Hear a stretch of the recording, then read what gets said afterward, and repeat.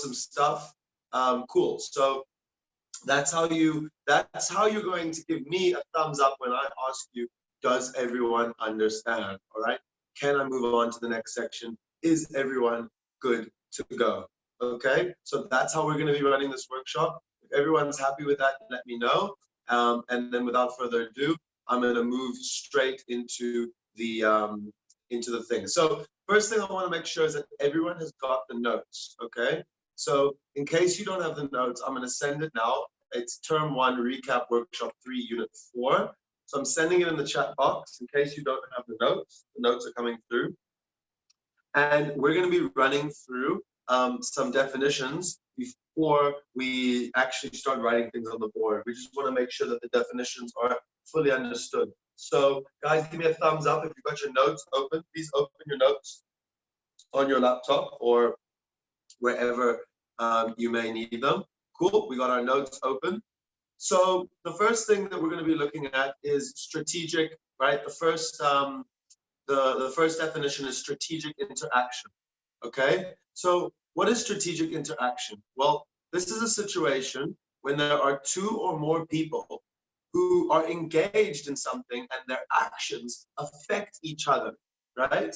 And they all are aware of this. So what does this mean? It means, again, what the one person does has an influence on the outcome of the other person and vice versa. Okay, so you know, an example of like this could just be like a competitive market, an environment where you've got 2 businesses and they compete with one another. If the one business drops their price, it's going to influence the other business and vice versa. So the actions of each business influences the other one. Okay, and that means that they're not going to just act independently. They're not just going to make decisions purely based on what they think is best. What they think is best is going to be relative to what the other person is doing. So they've got to look at the other player in the game and check out what's going on and then make decisions. So they don't make decision making independently would mean that we don't even look at the other person. We don't even think about what they're doing. But we cannot do that when there's a strategic interaction, because it implies that something is going on in terms of how they impact one another. Thumbs up if we understand this, please. Thumbs up if we understand this, please, guys. I need a round of thumbs up. And guys, if you don't understand something, I need you to type it into the chat. I need you to say, I don't understand. Please explain again, okay? Because some people are a bit lazy and don't want to always thumbs up. So I'm going to assume that if you're not giving me a thumbs up, but you're not typing a question, that we're all good, okay? All right, so the next thing is games. So we have games, right? Games are where we have strategic interaction. Whenever there's a strategic interaction situation, that's what we call the game. We're going to have players, which are, right, the different agents, okay? So you've got your players, which are just the agents in the situation, okay? You've got your strategies, which is basically the moves that they make. What are the moves that they make? Okay, we've got information, right? We've got information, which is what they know or they don't know. And then beyond information, we've got payoffs. Okay, so that is essentially their final outcomes. Okay, their final outcomes. So those are the different scenarios that we've got. We're going to look at 2 types of games: simultaneous games and sequential games. Simultaneous games is when they move at the same time, or they can't wait to see what the other one does first. Okay, that's going to be a simultaneous game, right? And as we said, strategy is the complete plan of action. So it's essentially their moves, right? And from there, we'll jump into the rest of the different types of definitions in a second. Cool. Does anyone have any questions, or a round of thumbs up if we're happy to move on? Right, a round of thumbs up if we're happy to move on. I'm going to erase the board now. Going once, going twice, and we're done. Okay, sweet. So we're actually going to start off, right? We're actually going to start off with a type of game. So sorry, I just want to get all my things in place. So we're actually going to start off with a particular type of game, and that will be the sorry. Well, we're gonna jump straight into the prisoner's dilemma. Okay, so I want you to set up. First, let's just understand how the games work. So let's set up the matrix. Okay, we're gonna set up the matrix, and we're gonna put person. We're gonna put A, and we're gonna put B. So actually, let me use some color. Okay, so we're gonna look at two players, right? Two players. We're gonna have player A and we're gonna have player B. And in my example, in the example here, let's actually say that A and B, right? A and B are two companies, right? A and B are two companies. Now the two companies have a choice, right? They can compete or they can not compete, right? They can compete with one another or they can decide to not compete with one another. So competition would be like cutting prices, okay? So let's say they have an option between cut prices or keep high prices, right? So A also has the option between keeping the high pricing or cutting prices, making low prices, essentially undercutting the other one, And now the way I'm going to draw these is I'm just going to put the A on the top and the B on the bottom, all right? So in the setup that we've got here, right, the way that we're going to see this is that if they both, and this is going to be information provided to you, if they were both to set a high price, right, then they would both walk away with payoffs of 10, okay? They would both walk away with payoffs of 10. If they were to both cut prices, right, then they will walk away with payoffs of 6. Okay, but now let's say that B was to keep the high prices, right? B was to keep the high prices, but A was going to cut prices. So if B keeps high prices, but A cuts prices, we'll land up with A earning 12 and B earning 4, okay? And just the idea is that if one company cuts prices, they're going to get more business, lots and lots and lots and lots more business, okay? It'll make up for the low prices. And if it works out the other way around, right? If it works out the other way around, where B cuts prices, right? If B cuts prices while A maintains high prices, then we're going to see the payoffs working out the other way around. Okay, so guys, give me a round of thumbs up if you understand the setup. You would be essentially given this, okay? You would be essentially given this. You might be given information where you need to set something like this up. But the way this works is, this is the payoffs if they both have high prices. This is the payoffs if A cuts prices but B keeps high prices. This is the payoff if they both cut prices. And this is the payoffs if A price is high, but B cuts prices. Okay, cool. So we're really going to go slow with this example so that we can analyze it properly, right? And then we're going to move a little bit faster through the rest of the problems that we face today. The outcomes can be separated by a comma. They can be put one on top of the other. They can be separated by a line like this. It really doesn't matter. Okay? Are you all right with that? It all depends on what book you're looking at and how they write it. Cool.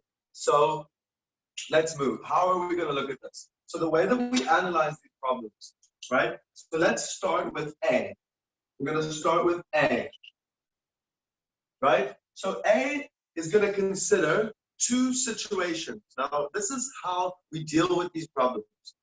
A is going to consider two situations. A is going to consider what happens if B decides to cut prices, and what happens if B decides to have high prices. Okay, so A is saying if B keeps high prices, so I want everyone to look at this. If B keeps high prices, then A can choose high prices and get 10, or cut prices and get 12. Okay, so I'll repeat that. A says there's two possible situations, right? One is where B, right, has high prices. If B has high prices, so we ignore the bottom part, okay? We ignore the bottom part, and we say if B has high prices, right? What is the best thing for A to do? Guys, tell me what you think. If B has high prices, then what is A's best move? Okay? A's best move is to cut prices, exactly. Because what you did is you looked at 10 and you looked at 12 and you realized that 12 was greater. Okay? So if we do that, then the best move,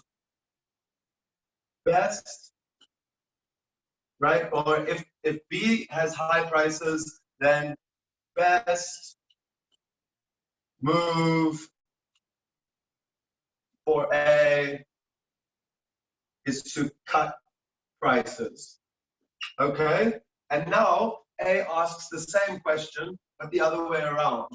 If B cuts prices, okay? If B cuts prices. So again, how did we do that? We went 10 versus 12, and we chose the 12. So a useful tool is just to underline the 12 there, okay? You now know that they're going to choose this one if they're looking at the top half. Now, B says, what happened, or A says, what happens if B cuts prices? What happens if B cuts prices? Well, if B cuts prices, right, then essentially what we can do is we can ignore the top, right? We can ignore the top, and we can say if B cuts the prices, then A has a choice between high prices, which yields 4, and cutting prices, which yields 6. What do you guys think is best? I think it's kind of obvious that in this case, right, the next best move for A is to cut prices. So guys, what does this tell us about A? Can anyone tell me what this tells me about A's strategy?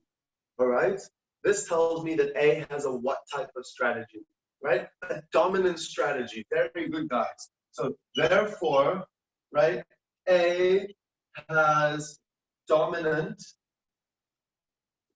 strategy to cut prices. A has a dominant strategy to cut prices. Why is it a dominant strategy? Because it's a strategy that we're going to do in each situation, right? No matter what no matter what B does, the best move for A is always to cut prices. Okay, so I just want you guys to see. We said when B has a high price, best move for A is to cut prices. So we could call this the best response. I should have said this earlier. And the same thing here, best response. So the best response for the outcome, right? The best response for each move of A, for each move of B is to cut prices, and therefore we have a dominant strategy to cut prices. Guys, give me a round of thumbs up if everyone understands, okay? So we know that A is going to choose to cut prices. A is going to choose to cut prices. Fantastic, guys. So if everyone's cool with it, I'm not going to write out the full situation on the board quite as we did here. I'm just going to say, right, what's the situation for B? For B, if A goes high, then we know that B is going to compare the outcomes, right? B is going to compare 10 and 12. 12 is better So if A goes high, right, then we want B is going to cut prices, right? Likewise, if A cuts prices, if A were to cut prices, so again we hone in on just this part, right? And if A were to cut prices, then we're gonna instead of choosing 4, they're gonna choose 6. So I'm gonna say that again. If A were to cut prices, B, if they went high, they would earn 4, but if they cut, they will get 6. So, right, we see that B will cut prices. B will cut prices. Therefore, cut price is B's dominant strategy, right? This is the dominant strategy. Okay, so guys, let me know if this makes sense. Give me a round of thumbs up if everyone's happy with this, and we'll move on. Okay. Let me know if we're good. Cool.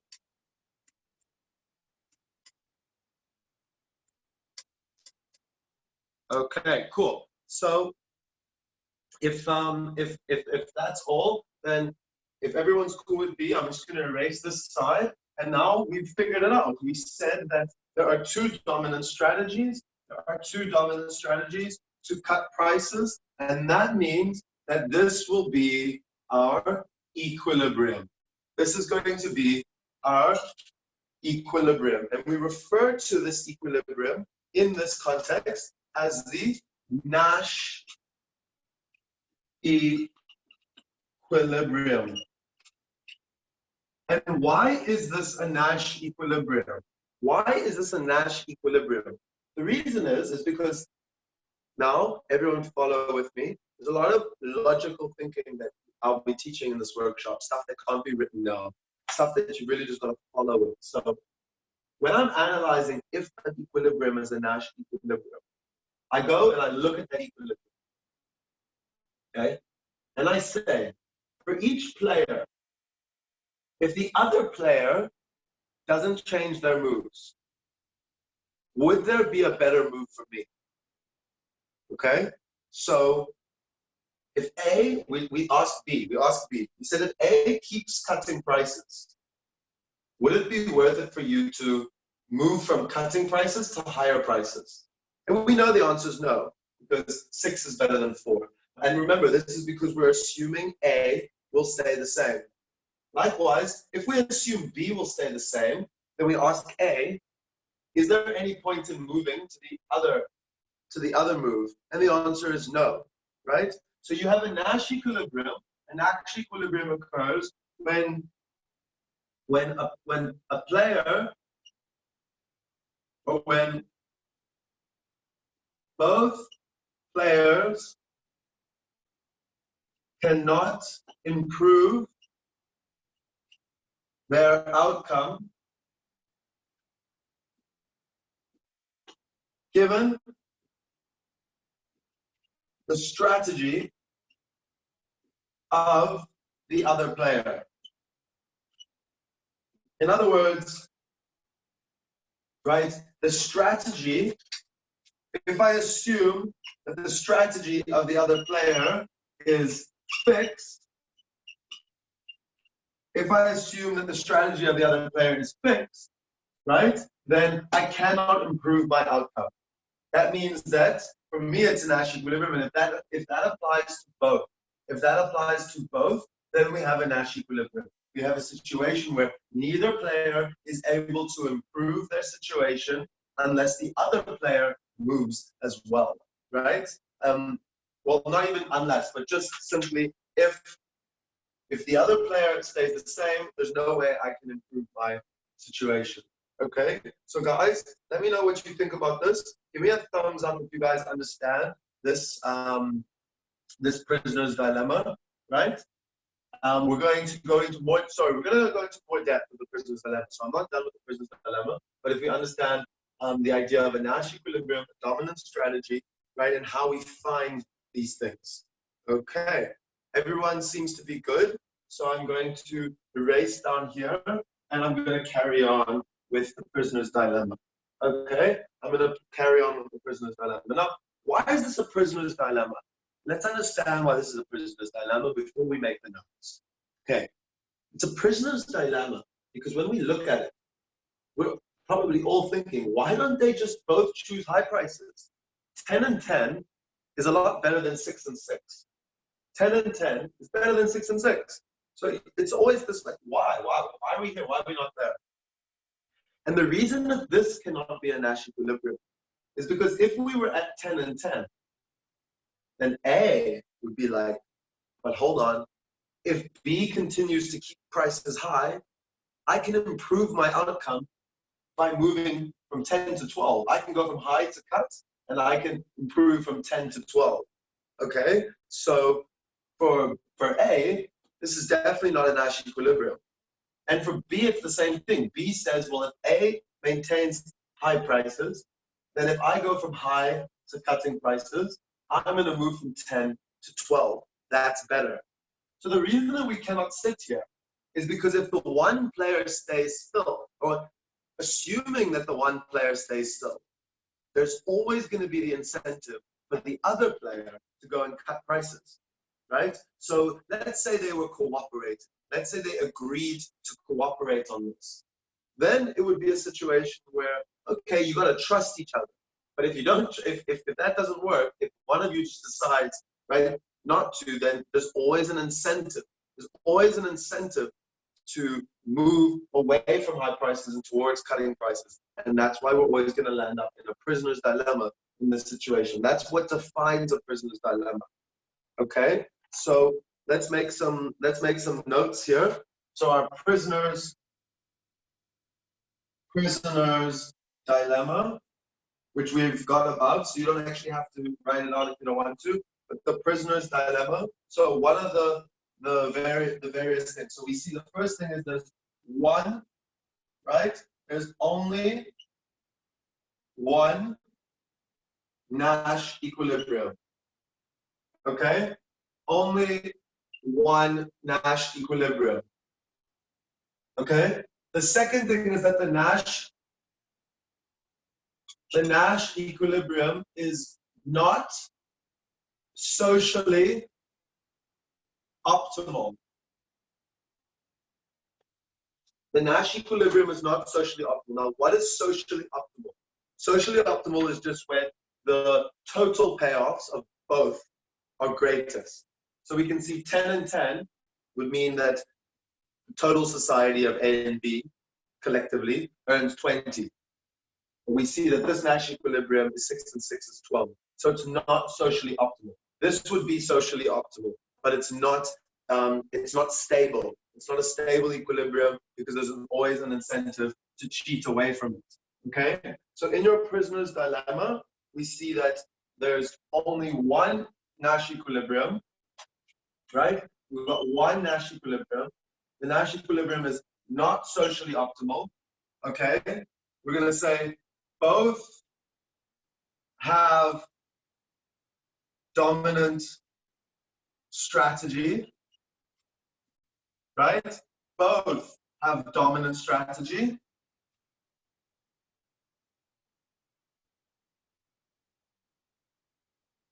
Okay? And that means that the Nash equilibrium can also be called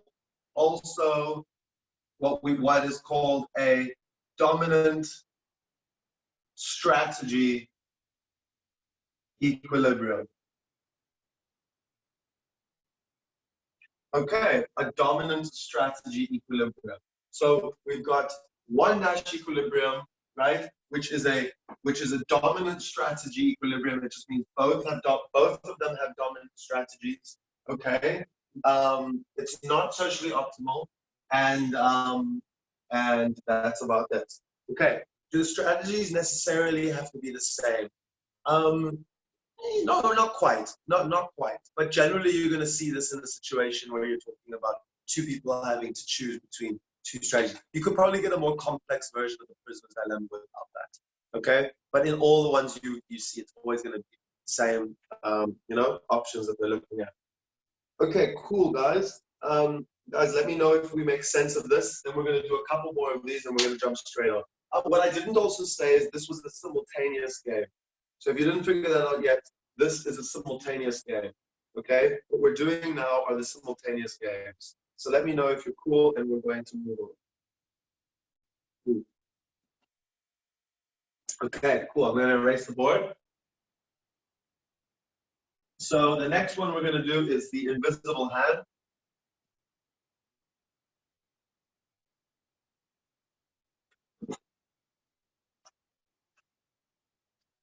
So we're going to do the invisible hand, right? Game.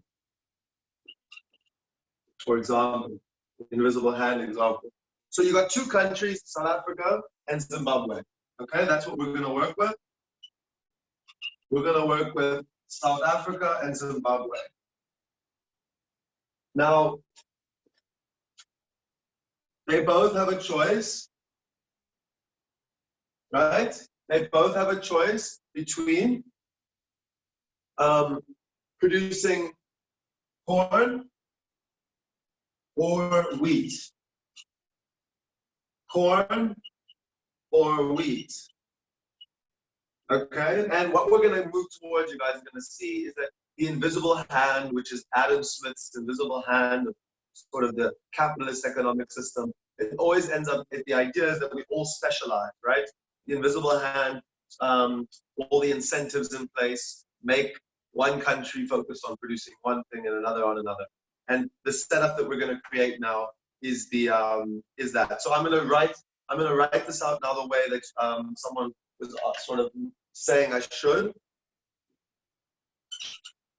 Sorry, I'm just going to put that there. So if Zim focuses on, if they both, okay, we're just going to have to be smart about how we do this. So this is going to be 8. So if they both produce maize, right, then the split is 8 and 2. Okay, then it's 8 and 2. If Zimbabwe produces maize, but South Africa produces wheat, right? Then what we get is 12 and 12. Okay? If Zimbabwe and South Africa both produce wheat, then it's going to be 2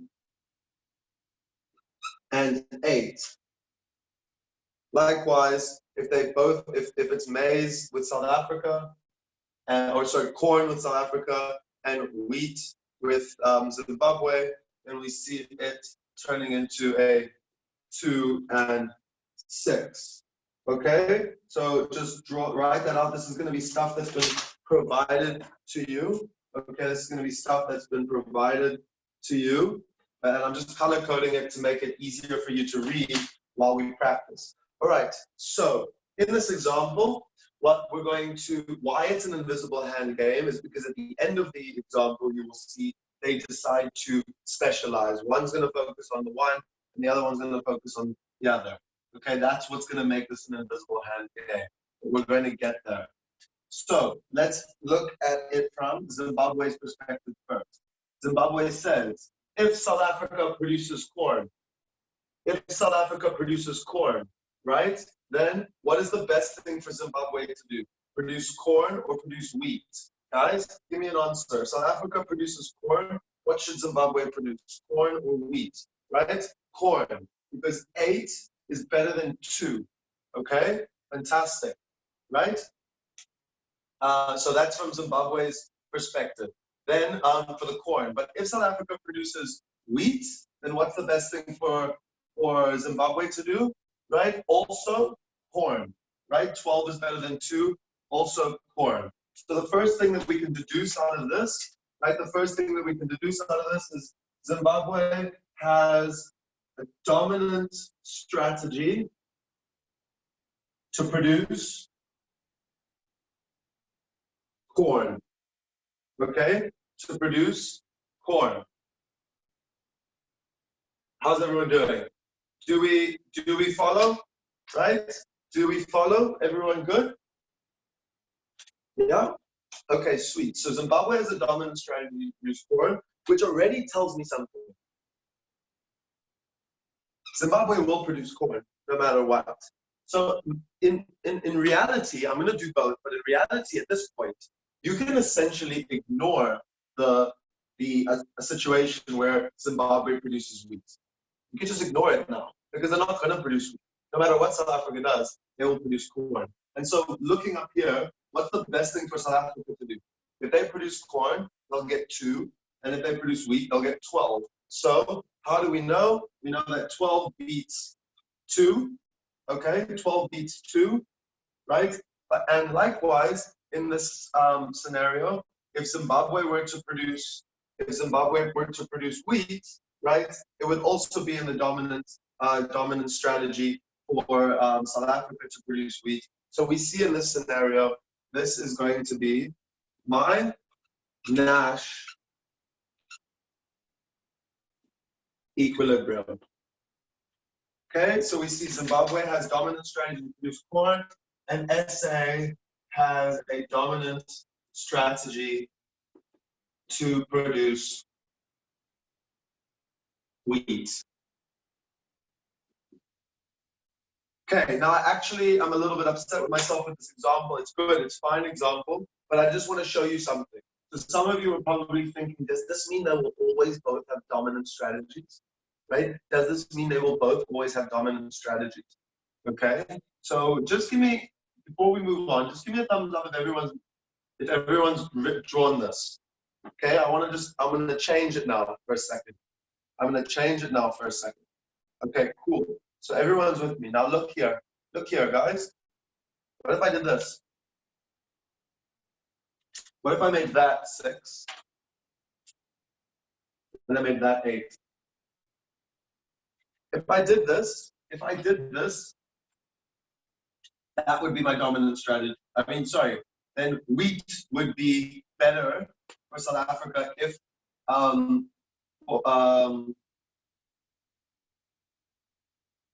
corn would be better for South Africa if Zimbabwe produced wheat. So you can have a situation where they don't have a dominant strategy.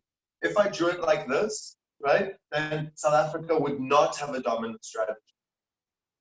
Does everyone follow? Give me a thumbs up if everyone follows. Okay? If I drew it like this, South Africa would not have a dominant strategy because corn would be better if Zimbabwe produced wheat, but wheat would be better if Zimbabwe produced corn. So their strategy would depend on what Zimbabwe chooses to do. And in solving such a problem, we would see, well, Zimbabwe has a dominant strategy. So we know South Africa is just going to choose its best response strategy accordingly. Okay? And I'm going to now put it back. Does everyone understand that? So you don't have to have 2 dominant strategies. You do not have to have 2 dominant strategies. So what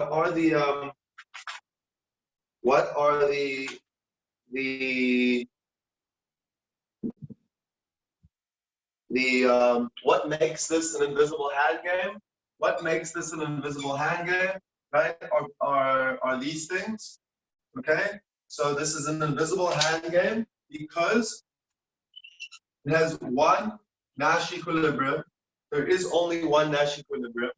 In this case, Nash equilibrium is socially optimal, right? It is socially optimal. Sorry, I just ran out of space. So socially optimal is socially optimal. Okay, so we see here 12 and 12 is better than everything here. 24 is greater than any of the other sums that we have here. Okay, so it's one Nash equilibrium. Nash equilibrium is socially optimal, and right, each choose to specialize in different things. And that's what makes this the invisible hand game. We see specialization occurs due to a Nash equilibrium outcome that is socially optimal. That's how I know that I'm looking at an invisible hand game in this scenario. Okay, so everyone, let me know if you have any questions about the invisible hand game or anything on the board. Give me a thumbs up if you're ready for me to move on, and I will erase the board shortly. Okay, cool. Waiting for a couple more. You guys are probably making your notes. I'm going to give it about 30 seconds. For 30 seconds. Socially optimal. Socially optimal just means that the sum of the payoffs is highest. So if we see 8 and 2 is 10, 2 and 6 is 8, 2 and 8 is 10, 12 and 12 is 24. Basically means when we add up the outcomes of both players, it's at the highest possible. So society overall, which I want you to think of society as everyone combined. Okay, so everyone's outcomes combined is maximized here, and that's what makes this socially optimal. Okay, let me know. Cool. So if the players decided to specialize in the same thing, it wouldn't be the invisible hand game. Exactly, it wouldn't be. It would still be a game, right? We can create endless games. We can really create endless games. There's not every game has a name, but that's what makes this the invisible hand game. What we're doing here is we're essentially using game theory to explain specialization. All right, that's how this works. Is best case scenario when Nash equilibrium is socially optimal? I don't want to say yes or no. From society's perspective, it's the best case. Okay, remember that asking a question like, is it the best case? That's a normative state question. You're asking me something that I can only have an opinion on. I can't actually tell you the fact. From society's perspective, it would be the best case. Okay, so that's going to be my answer. Let me know if you're happy with that, if you understand the nuance that occurs there. Okay, let me know if you're happy. Cool, thank you for the thumbs up. Right, so I'm now going to erase the board. Going once, going twice. Okay, so we're going to create one more type of example just to illustrate something else. I think it's called the chicken game, but I'm not going to give it a name. I'm just going to create a scenario. Okay, so let's say that they never told you if you should drive on the right-hand side of the road or the left-hand side of the road. Okay, let's say that, you know, there were no rules. There was no left or right. It was just drive. Okay, now if we both drove if I drove on the left-hand side and you drove on the right-hand side, what would happen? Can anyone tell me in the chat room what would happen if I drove on the left and you drove on the right? We'd crash, right? And vice versa, exactly. Whereas if I drive on the left and you drive on the right, we all get to our destinations. Okay, so we're going to create this setup now. And we're going to say if A chooses left, right, B chooses left, right, okay? Then if they both choose left, nothing, you get 0. We could even give negatives, right? Death, not good, okay? But if B chooses left and A chooses right, we can give some number, let's just give it 1 and 1, right? We all get to our destination. But if A chooses left and B chooses right, it's also 1 and 1. And if it's left and right, it's 0 and 0. Okay, so now we need to analyze the situation. Okay, so from A's perspective, right, it's quite clear that if B were to go left, the best thing for me to do is go right. Okay, the best thing for me to do is go right. And if B goes right, the best thing for me to do is go left. Likewise, from B's perspective, right? If A goes right, left wins. But if A goes left, then right is the best. So what we see in this example, right? Neither have dominant strategy. Okay, in other words, best response depends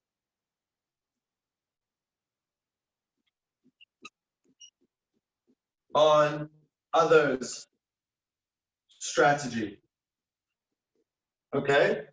The best response depends on the other strategy. Okay? Therefore, right, in this case, here, we're going to have two Nash equilibriums.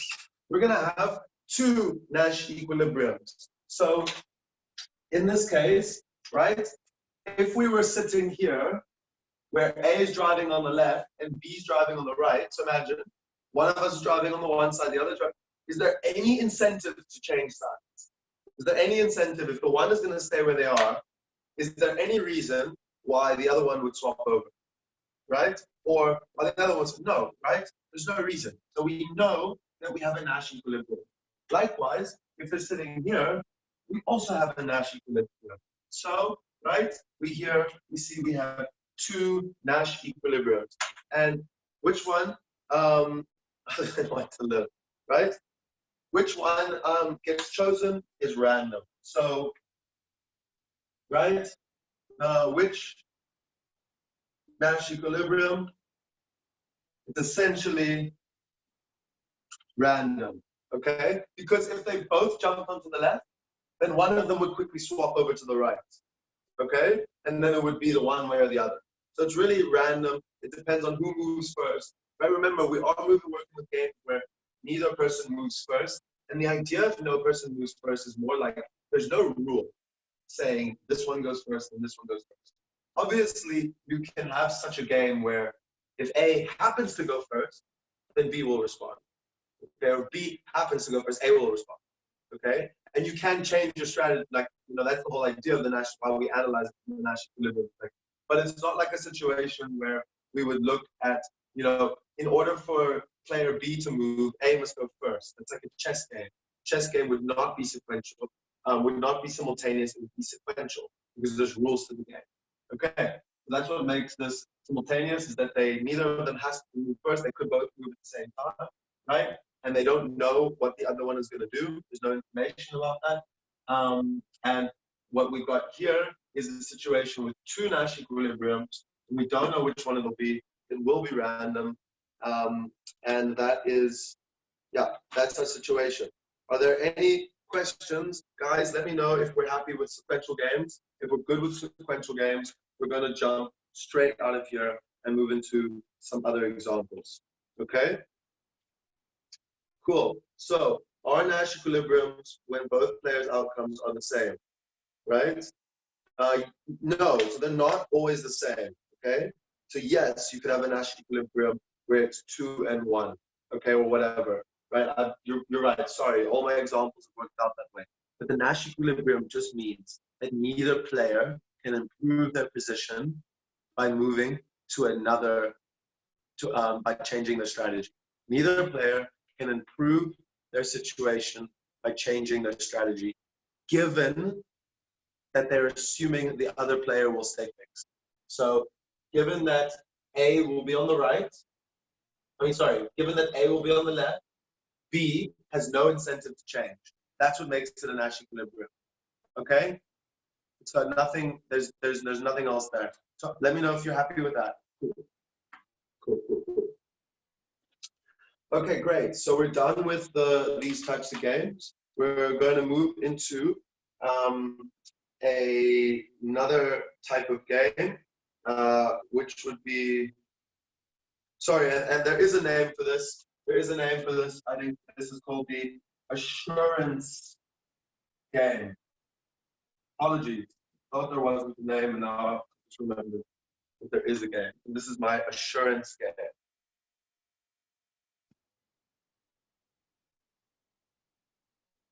Okay. Cool.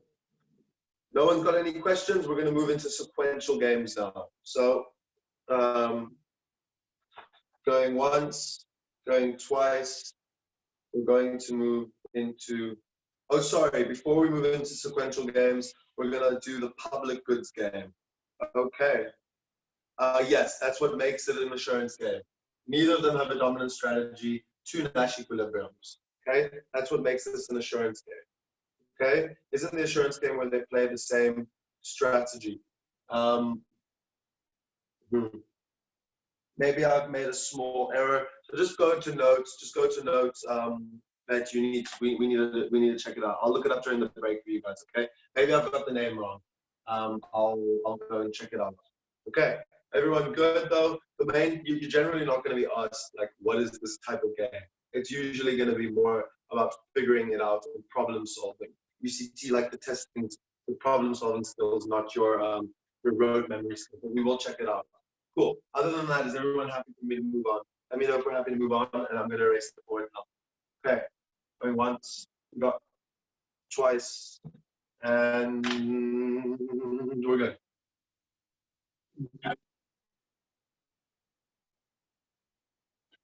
Cool, guys. We're making good progress here. So the public goods game.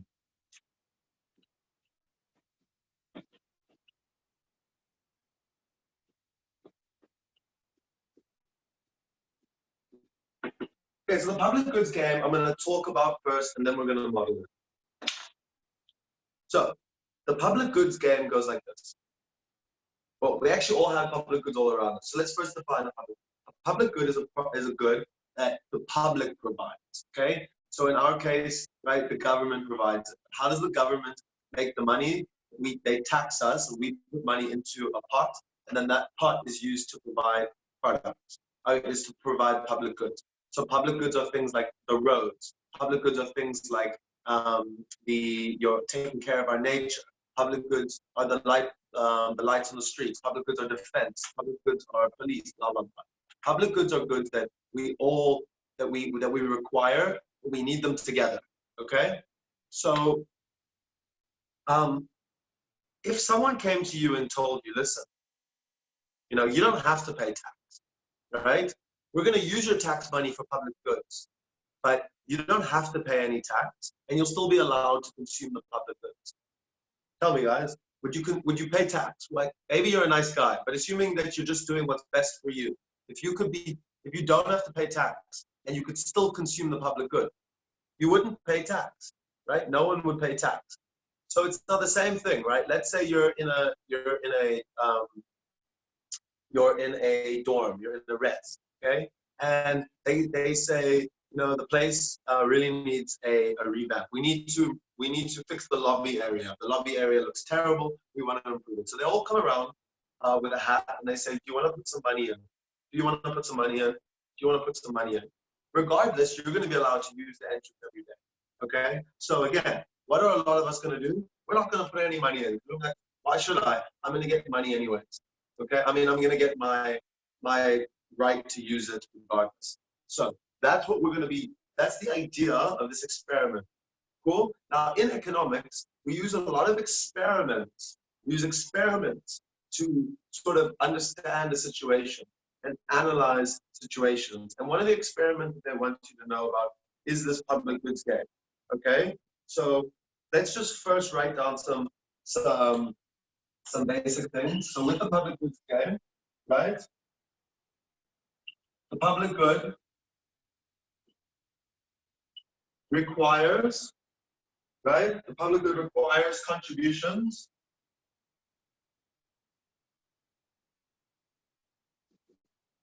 from players. Okay? Then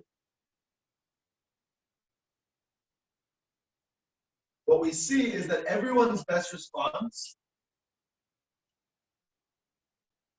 right? Best response is to use public good, but not contribute.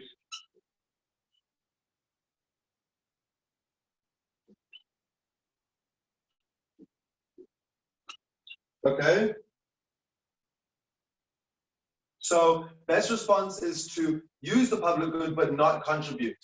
Therefore, Nash equilibrium, what's my Nash equilibrium? Nobody contributes. Okay? That's the Nash equilibrium. Nobody contributes. If nobody contributes, is there going to be any money for a public good? Right? If nobody pays taxes, right, would there be any money for the government to provide public goods with? And the answer is no. Okay? No. So, right? This is a problem. This is a problem, right? This is a big problem. So socially optimal, the socially optimal outcome is for everyone to contribute.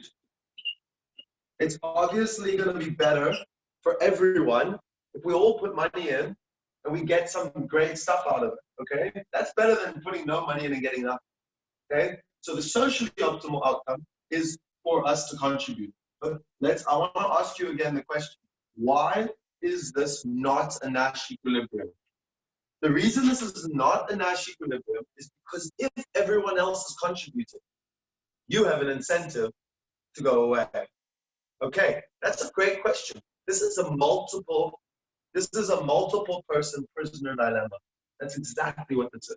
It's a multiple person prisoner dilemma. So it's not really the prisoner dilemma, but it is a multiple person prisoner dilemma. Okay, so it's not like the classic prisoner's dilemma, but often you'll read in the textbook it says a multiple person prisoner's dilemma. So once again, I'm going to say it's not a Nash equilibrium.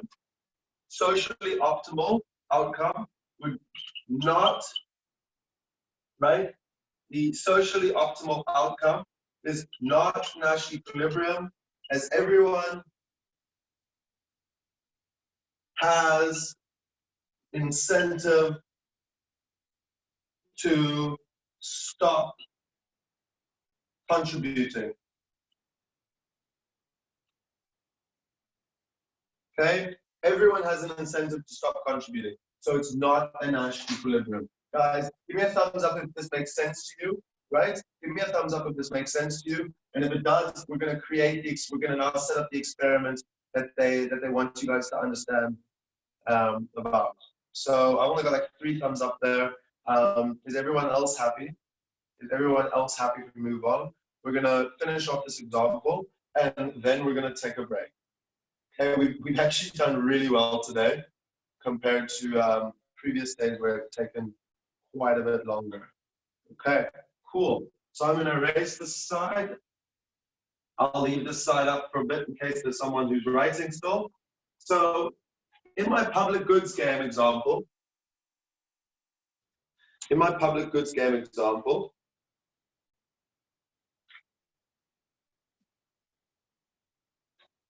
I'm going to create a scenario. We're going to say this, right? 4 players. 4 players have 100 Rand each. Right? 4 players can have 100 Rand each. But they have 100 Rand each. Okay? Now,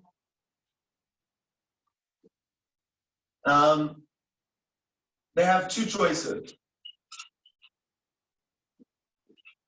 Each person has 2 choices. 1,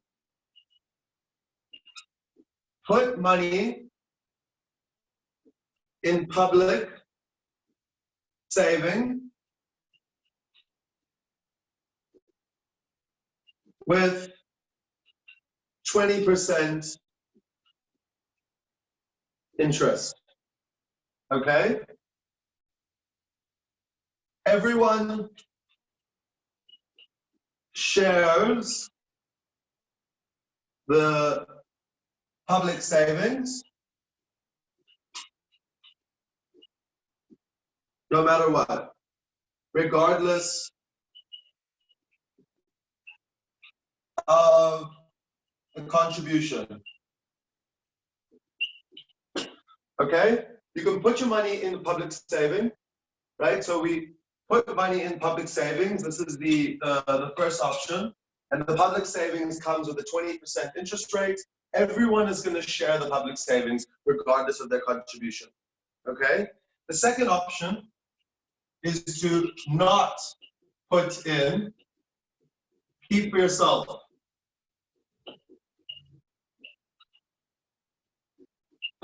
Still get public share. Still get a share of the public savings. Okay, so I've got an option to put money in the public savings or not put money in the public savings.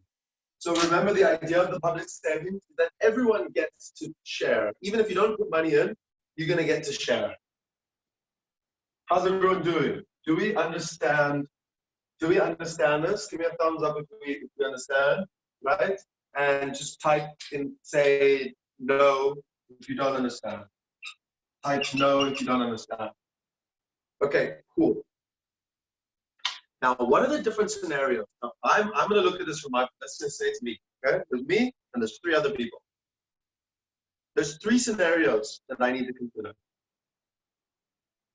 No, there's 4 scenarios that I need to consider. I need to consider a scenario where the 3 other players put their money into the pot. Another scenario is where only 2 of them put money in the pot. Another scenario is when only 1 of them put money in the pot. And the final scenario is nobody else put money in the pot. Does everyone follow? So these are the different situations that these other players can create for me. Okay? And I have 2 options at all times. Money in the pot, no money in the pot. Okay? So we're going to start with the first situation. Right? All other 3 contribute. Okay? First possible situation is all other 3 contribute. Okay? So in this situation, I've got to look at my my payoff options. So there's 2 options. The one option is we all put money in the pot and then we share the pot. So if we do that, what's it going to be? It's going to be 4 times 100 times 1.2, and we're going to share it between the 4 of us. Does everyone understand that? What that, if someone could work it out, the answer is going to be 120. Okay? So how did I do this? All 4 of us put money in the pot. Remember that all 3 of them put money in. Okay? So that's the basics. So I'm just being the 4th person. 4 of us put money in the pot. We times it by 1.2. We divide it by 4. We all walk away with 120. Okay? Do they have to put yes? Okay, the option is put money or don't put money in. Okay, let's not complicate the situation now.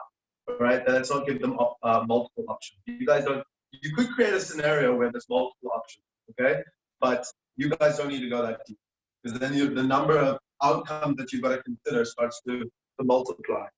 Okay, are you happy with that answer? So I've told you there's 2 choices. Okay, that's the setup. Cool. Now, what's my second option? My second option is I don't put my money in the pot. They put their money in the pot, right? They put their money in the pot. All 3 of them put money in the pot. And it's still shared between the 4 of us. It's always shared between the 4 of us. But what do I still get to keep? I still get to keep 100. I'm going to answer that question now. Someone please put this into a calculator and tell me what the answer is. It should be 360 divided by 4 is 360 divided by 4 is 90. 90 plus 100 is 190. Check my math, please. Someone check my math. Okay, so the reason that I'm multiplying by 1.2 is because we get savings of 20%. So 100 is multiplied by 1.2 because it grows by 20%. Okay, Jack Scott, let me know if that's if you understand that. Okay, give me a thumbs up there if you follow. Jack Scott, do we understand? Perfect. Okay, cool. So if these are the 2 scenarios, which one am I going to choose? I put all my money in the pot, I get 120. I keep my money to myself, and then I still get my share of the pot. Which one do I choose? I choose the 190. Okay, we're going to do one more. We're going to carry on. So now, that's the first situation. The second situation is one of them is cheeky, okay, and 2 others put in pot. or contribute. Two others contribute. All right, cool. So what are my two options? What are my two options? The first option is I also contribute. If I contribute, there's going to be 3 times 100 in the pot, times 1.2, still going to be divided by 4, right? And that's going to be equal to 90. So if 3 of us put money in the pot, we still have to share it with the 4th person. We're all going to walk away with 90. In my second option, though, I don't put money in the pot. I don't put money in the pot. So now there's going to be 200 in the pot that gets multiplied by 1.2 divided by 4, and I get to keep my own 100 rand. And if someone could do the maths here for me, but I think it's going to be 50, right? 50 times 1.2 is 60. That's going to be 160. Okay? And so we see that this is my best outcome. And if you carry on doing this, you're going to see that there's always going to be, it's always actually 70 rand, it happens to be that way, but it's always better for me to not contribute. It is always better for me to not contribute in this setup. Okay? So, therefore, right? Therefore, what is the final outcome? Therefore, so we can model this for all the players. This is the situation that all the players face. Okay? So we say, therefore, all players have a dominant strategy to not contribute. Right? All players have a dominant strategy to not contribute. Okay? I'm going to explain it to you now, Abby. I'm just going to finish this off. Therefore, all players have a dominant strategy to not contribute. Therefore, Nash equilibrium with all not contributing. Therefore, each player gets 100 rand final outcome. Because nobody put any money in the pot. They all just get to keep their 100 rand and that's it. Okay, so Abby, the reason is, why don't you add the 100 in the first option? The reason is exactly what someone just typed in the chat. It's in the pot. So what I put here is my pot money, the money that's been put in the pot. So I put the money in the pot. I don't get to keep it. It's not added on, right? So you can see, instead of the 100 being here, this went from 4 to 3 because I took my money out of the pot and I put it here, right? Likewise down here, 2 other players put money in. So if I put my money in the pot, it sits in the pot, the 4 of us share it. But if I don't put my money in the pot, then I get to keep it separately. Okay? So following this scenario, we're going to see that in all outcomes, right, the dominant strategy is to not contribute. Therefore, we have a Nash equilibrium with all not contributing. Therefore, each player gets the 100 rand. They just keep their 100 rand. Okay? Now, is it socially optimal? Question. I'm in a race now, right? Question, is it socially optimal? Socially optimal? Okay, and the answer to this is no. Why is it not socially optimal? Because if all of them contributed,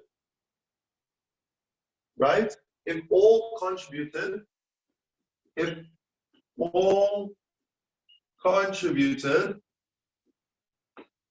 each get 190, which we calculated earlier. Each gets 190 if all contributed.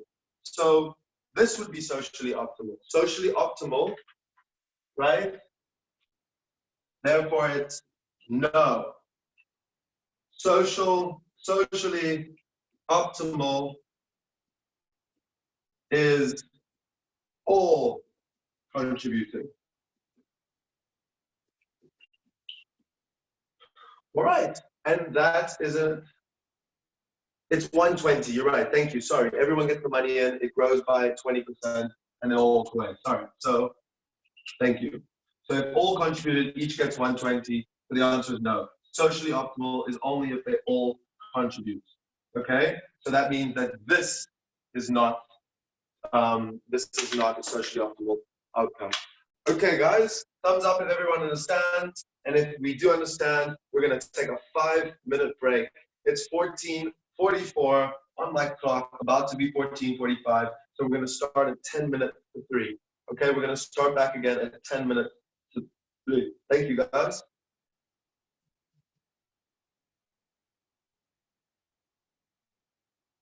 All right, thanks, guys.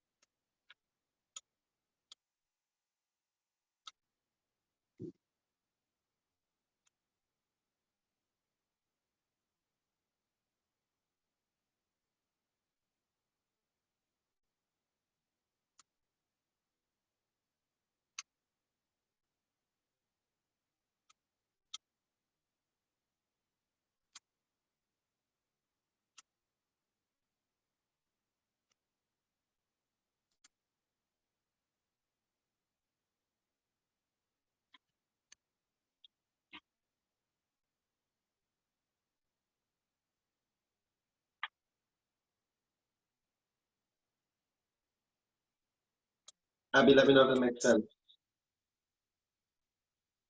Okay, so Abby asked me a question. I decided to type it out first, right? Surely the socially optimal is where you take 190, right?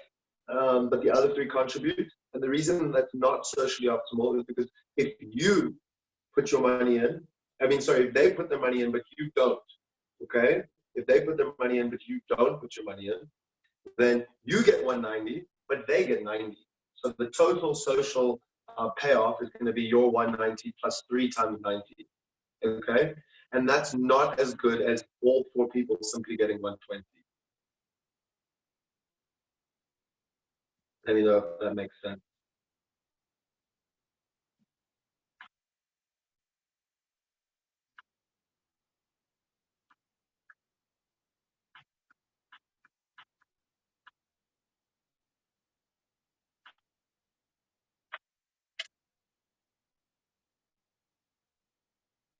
Yeah, the reason is because they put the 100 in, but remember, 3 of them put 100 in, and they had to share it with all 4 people. Regardless of if you contribute or not, everyone gets a share of the money. So if we have a pot, if all 4 of us put money in the pot and all 4 of us share, then it's good. But if 3 people put money in the pot and then it's split between 4 people, right? Then there's a situation where you might get a reduced outcome. Abby, makes sense? Perfect.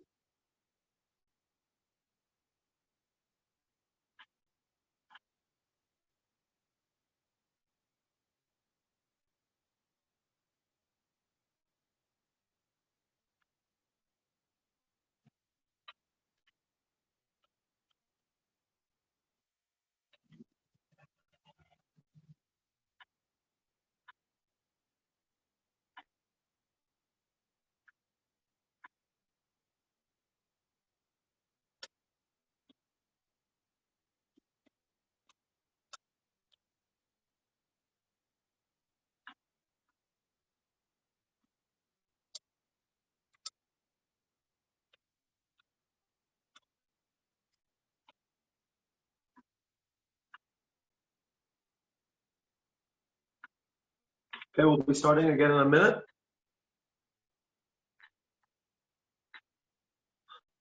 I see they've released quite a bit of information now about how the rest of the year is going to look, which is cool.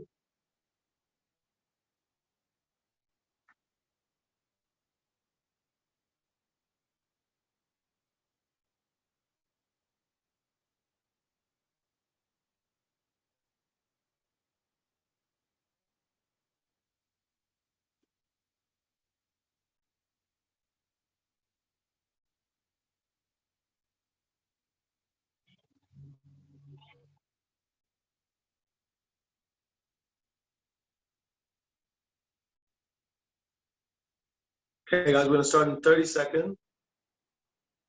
Yeah, see you all in October, if things work out that way.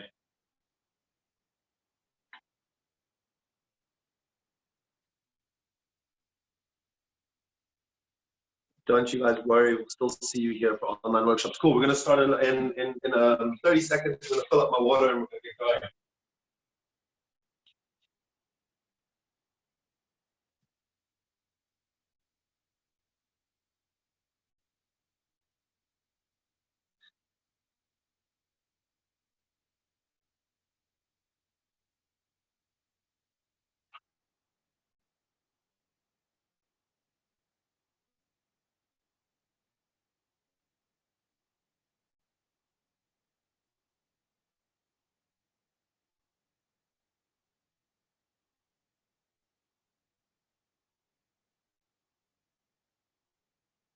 Okay, guys, we're going to get back to it.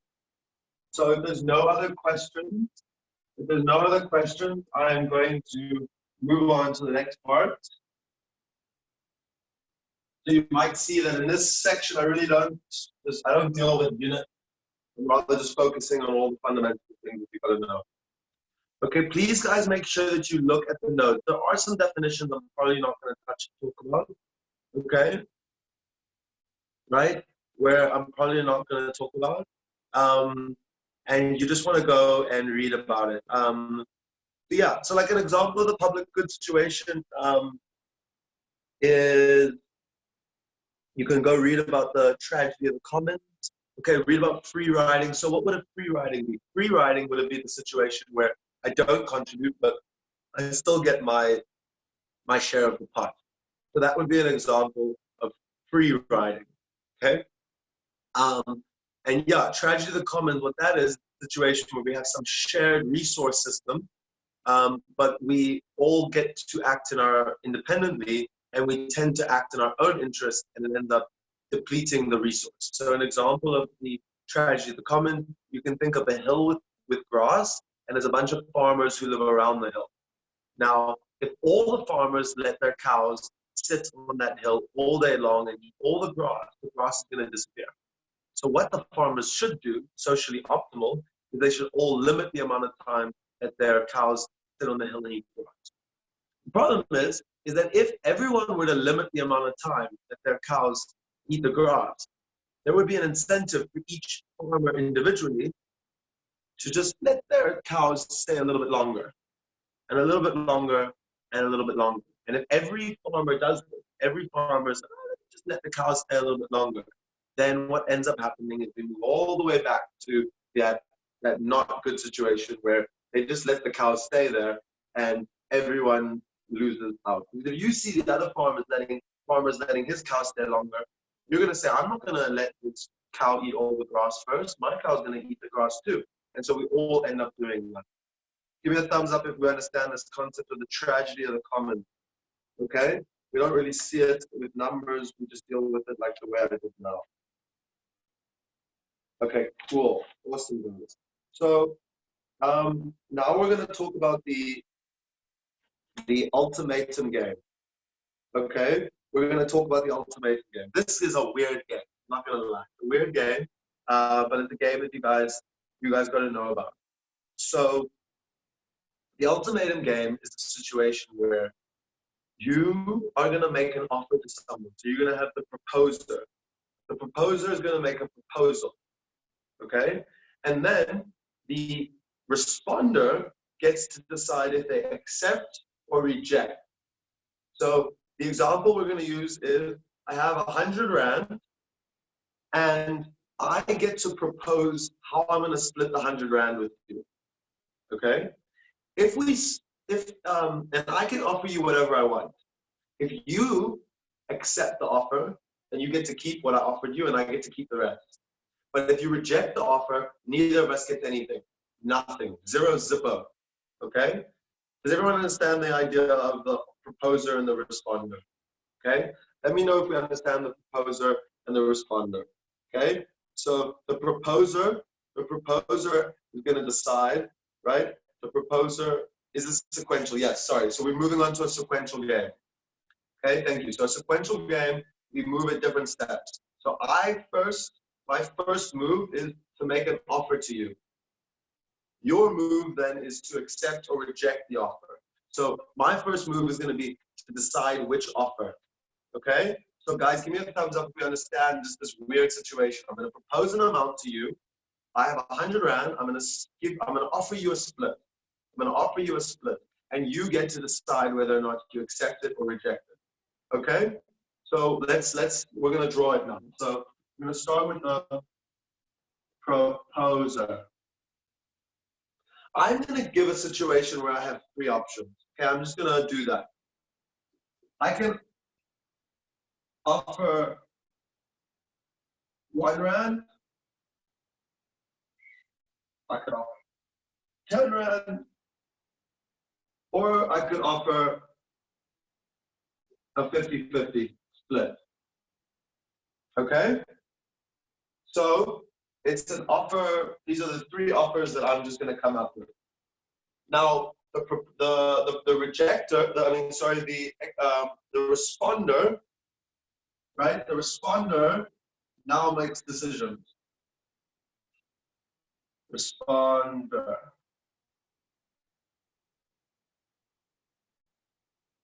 Just you guys know, right? The responder sits here. So the responder can accept or reject. Accept or reject. Accept or reject. Okay? So proposer makes the offer. Responder, so you can think of it all here, right? This is the proposer. And down here, we've got the responder's decision. Okay? Proposer's decision.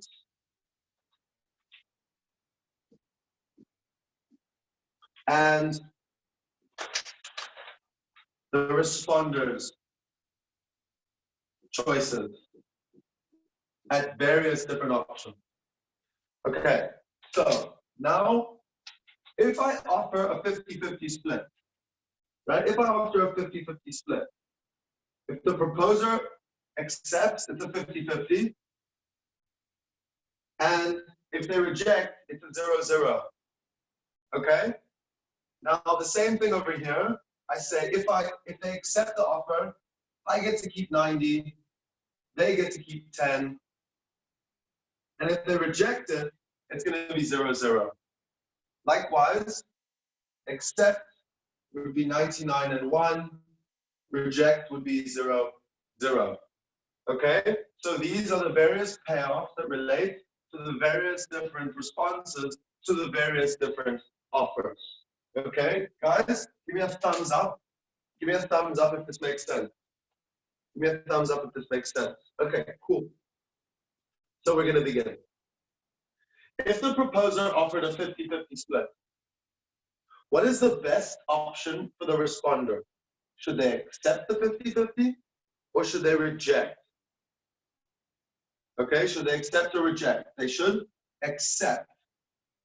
Okay, so someone asked me a question, what happens to the 100 Rand if it's 0-0? Remember, that's the setup. The setup is if the responder rejects, nobody gets anything. The money disappears. The money's taken away. Okay? So there's some sort of like referee, right? Who's going to say, it was rejected, give me the money back. Okay? We understand it? It's an experiment problem. Let me know, person who asked the question, if you've understood it. Okay? Cool. So now, what is the best thing for the responder to do if they get offered 10 Rand? Should they take 10 Rand or should they take 0 Rand? Right? Guys, I think you can start to see they should take 10 Rand. Okay? 10 is better than 0. And finally, right, if they get offered 1 Rand, is 1 Rand better than 0? Give me a yes or no. Is 1 Rand simply better than 0? If we're computers, if we don't care about like respect, or if we don't care about any of that, you know, it's barely better, but it's definitely better. Okay? It's definitely better. 1 beats 0. So now what we see is that on this side, right, rejection is not an option. It's not going to happen. Rejection is not an option. Rejection is not an option. So now it's time for the proposer. It's time for the proposer to figure out what they're doing. Okay, so we see that these are no longer options. Not going to happen, not going to happen, not going to happen. So the proposer looks and the proposer says, right, what's the best thing for me to do? Well, I have these options. I can offer a 50-50, in which case I get 50. I can offer 90-10, in which case I get 90. Or I can offer 1 Rand. And what do I walk away with? 90 bucks.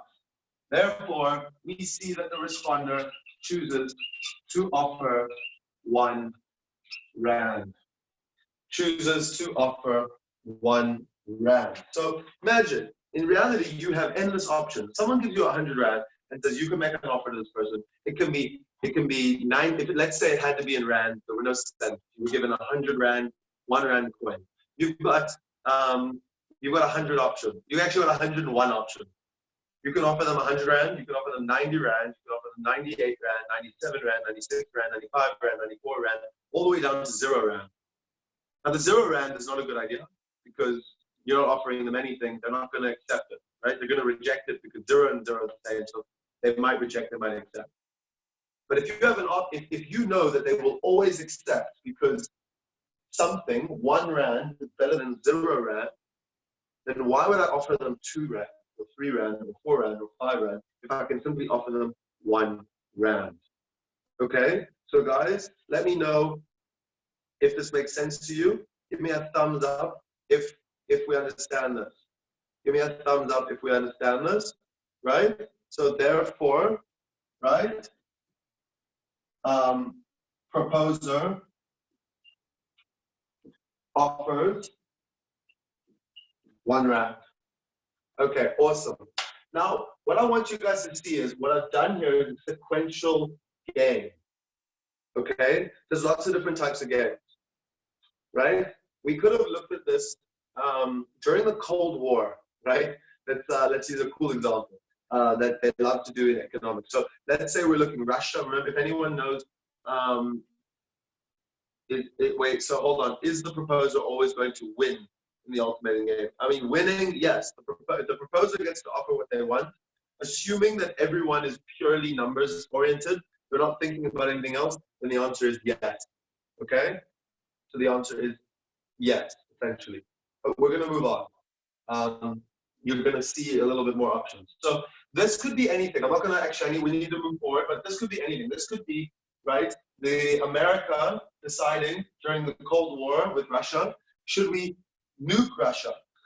Should we have a ground invasion? Or should we do nothing? And then we would have to look, what would they do, right? What are their various options? Their options would be to do nothing or to nuke us back, right? Their options would be to do nothing or to, I don't know, bomb our soldiers. And their options would be to do nothing and do something. I don't know, right? So America would then go and say, well, if I chose to do this, how would Russia respond? And then we say, well, that would be, one of these options would be Russia's best option. So we're always going to assume that if we do this, my opponent will do this other move because it's their best move. And vice versa. So this is what we call pruning.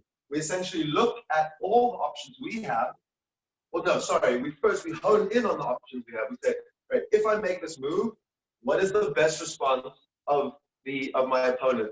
We figure it out and we say, okay, cool. If I do this, I know I'm going to land up here.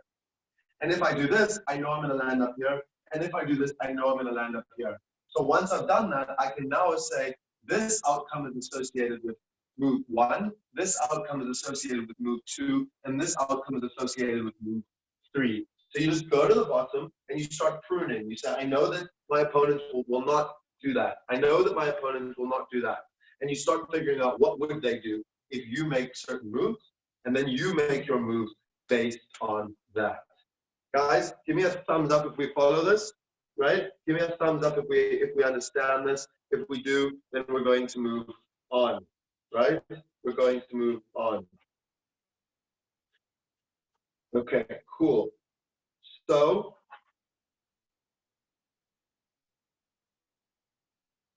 in this example, right? In this example, so we're going to carry forward here in example. We assumed the responder only cared about the money outcome. Okay. If the responder considered, right, things like fairness,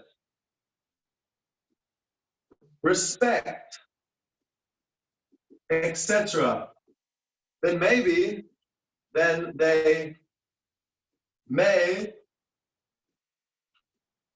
have rejected offer to spite or to punish the proposer. Okay, so this is where we start to see that reality is social in social dynamics, right? In social dynamics, we consider things like fairness, respect, and various different, we have different morals and social norms. So these would be social norms.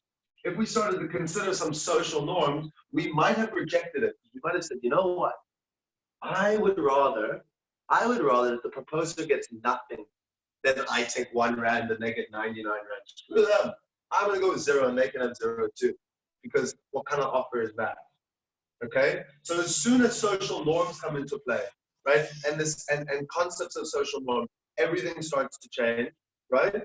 And there's no maths or anything like that. It's all just something that you have to understand, that this is a situation that changes the ultimatum game. Okay, so someone asked me, so the proposer gets to make the original offer, then make another offer based on the response? No, right? The proposer doesn't get to do that. When I was talking about pruning it, the proposer said, if I were to offer this, I look and see how would the other person respond. The numbers that we put on the board were purely based, like we knew how the responder would respond, because we assumed the responder only cared about the money outcome. If the responder only cares about the money outcome, I know that the responder will accept 1 rand instead of 0 rand. Okay? But if the responder cares about fairness and respect, there's a possibility that they're going to reject. It's a possibility that they're going to reject. Okay? So, person who asked me that question, let me know if you're happy with that. Cool. And if you guys don't mind, I think sometimes after you ask me one question privately, note that the rest of your questions start to become private. You have to change it back to everyone. Just so you know, because there's no reason why you needed to be embarrassed with that question. Okay, cool. So in the example, we assume the respondent only cared about the money outcome. So if the respondent considered fairness, respect, and other social norms, then they may have rejected to punish the proposer. I'm going to erase this now if everyone good. So we're going to go once, we're going to go twice, and we're all right. Okay, cool. So, right, the idea, so So I'm carrying on with this. So under the ultimatum game, so we've got one shot versus repeated, right? And basically, the more repetition results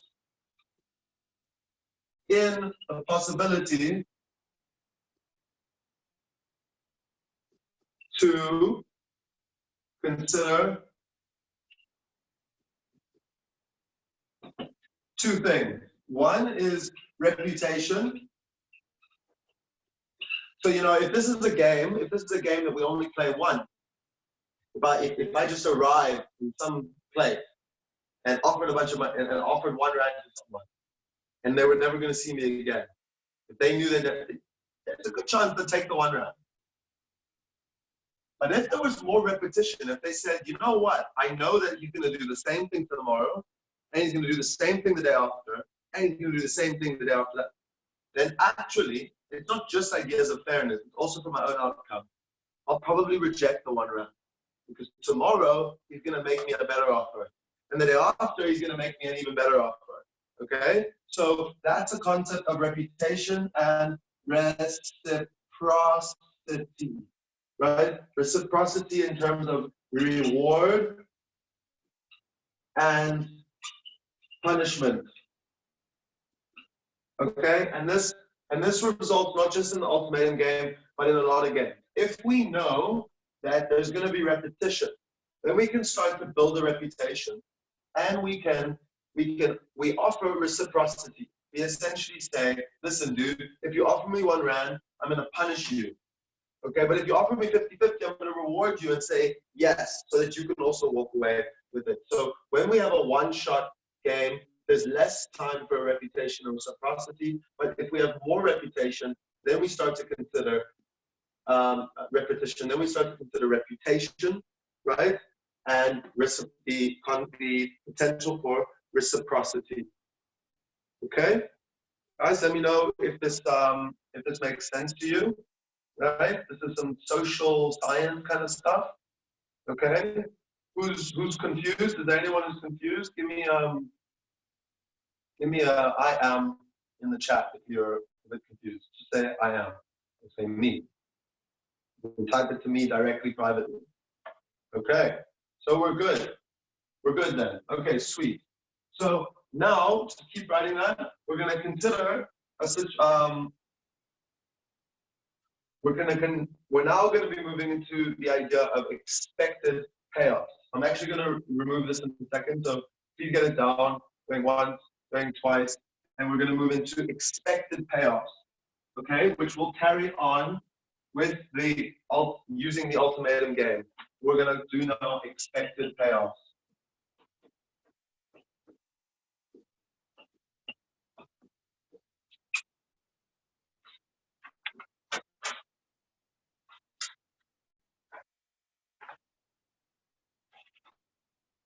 Okay, let's say, so first of all, what is an expected payoff? My expected payoff is equal to the probability of the first outcome multiplied by the outcome itself, plus the probability of the second outcome times by the second outcome, right? And so on and so forth. It could be, you could do it for multiple, but they're probably only going to ever do it for 2, but it could go all the way to Pn times On, where P1 plus P2 plus all the way to Pn is equal to 1, okay? So again, what is this? This is the probability of first outcome and this is simply, so for example, right, for example, the probability of the first outcome could be, well, you're going to see it with an example like 50%. And then this is the outcome 1. Okay, so probability of first outcome or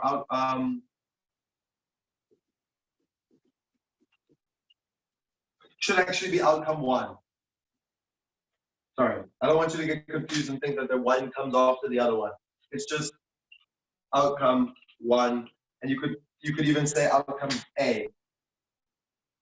Okay, and that is outcome 1. Cool. And therefore, probability of the second outcome and so on and so forth. Guys, so that is what expected payoffs equal. They equal the sum of all the outcomes multiplied by their respective probability. Okay? It's the sum of outcomes multiplied by their respective probability of occurrence. Okay, so we're now going to create a few scenarios. I'm not even going to know what the answer is until we get to the end. Okay, so we're going to go back to the ultimatum problem and we're going to do some offering. Guys, let me know if everyone's happy with this, the theory here. Let me know if you're happy with the theory here, please. Okay, so all we're doing is just taking an outcome and multiplying it by its probability of occurrence. We're going to work with one where there's only 2 outcomes: reject or accept. Okay, so back to the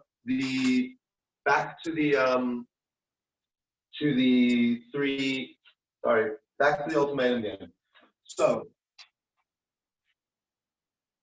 let's say there's 3. I'm going to give you 3 options. Offer 1 rand, 90% chance rejected. Okay, offer 10 rand, 60% chance rejected. Offer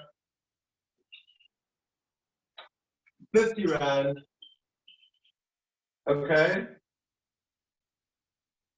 20% chance rejected. So there could be more options, but I'm just going to give you these 3 options. And we're going to now calculate the expected payoff. I'm going to ask you, which one do you think we should do? And we're going to use expected payoff to understand it. Okay? So I hope everyone's happy with this. If you are, we're going to get the answers right now. So let's work out, what is the expected payoff? We're going to call it EP1. Expected payoff of the first offer. So now, remember, I'm the proposer. If I offer 1 rand, how much money do I get to keep? Come, guys, if I offer 1 rand, what's my outcome? What's my outcome if I offer 1 rand and they accept it? 99 rand. Great. Now tell me this. What is the probability that we will get to keep 99 rand if we make that offer? 10%, right? So the expected probability, right, is going to be 0.1 or 10% times by 99 rand plus 0.9% chance I get nothing. There's a 90% chance that I get 0 rand. So what is this going to be equal to? 9 rand 90. Okay, I've worked out my expected payoff with this. We're now going to move on to the next one. Anyone confused? I'm gonna ask not just a thumbs up, but really that you type it out if you need me to repeat anything. Okay? So the second thing, so now we look at EP2. We now look at EP2. Okay, offer them 10 rand. So if I offer them 10 rand, there's a 60% chance rejection, which implies a 40% chance of accepting.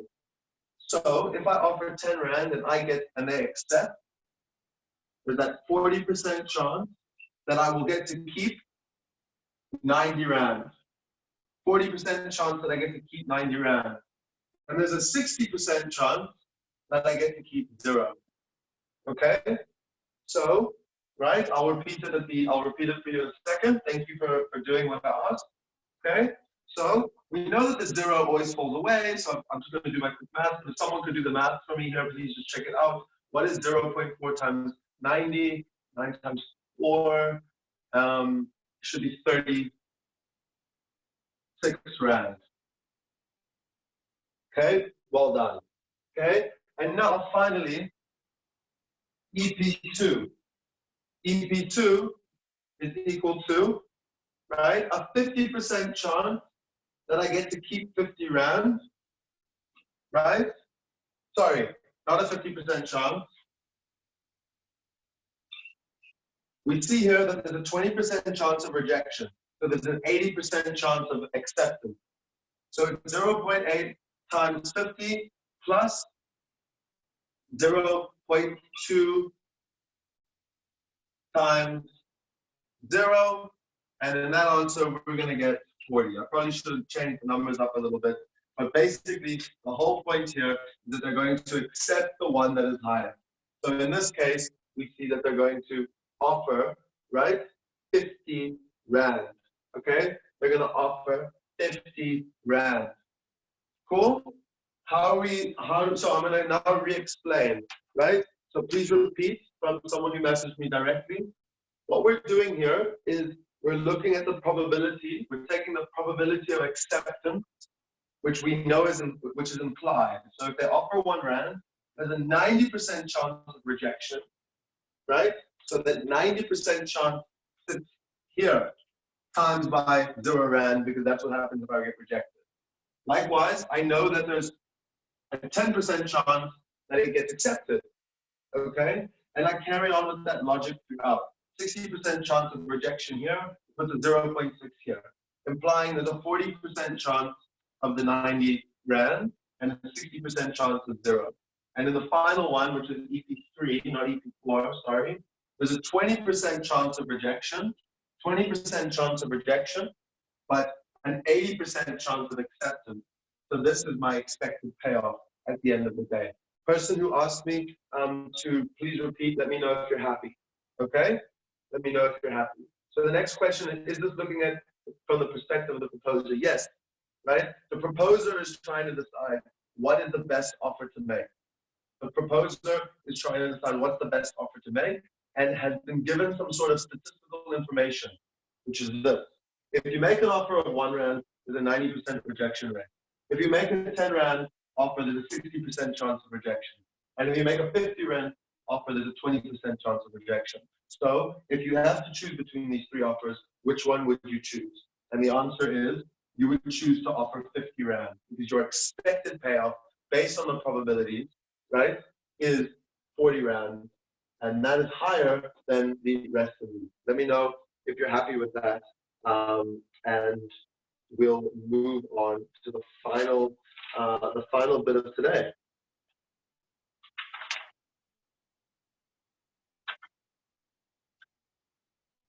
Cool. If anyone has any questions, now's the time. Otherwise, I'm going to erase the board.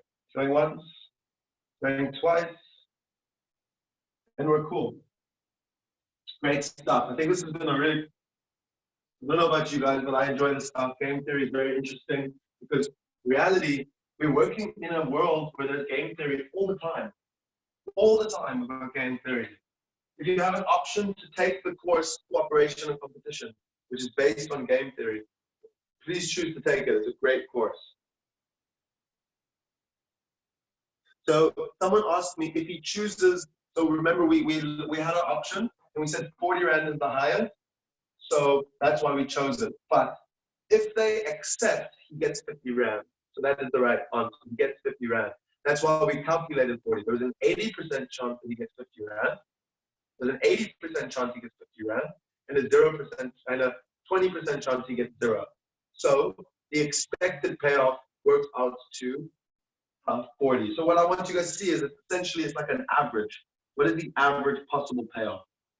There's a 20% chance of this, 80% chance of this. So we take what's called a weighted average of the possible outcomes, and then we're good to go. Okay, is everyone comfortable with what we've done now?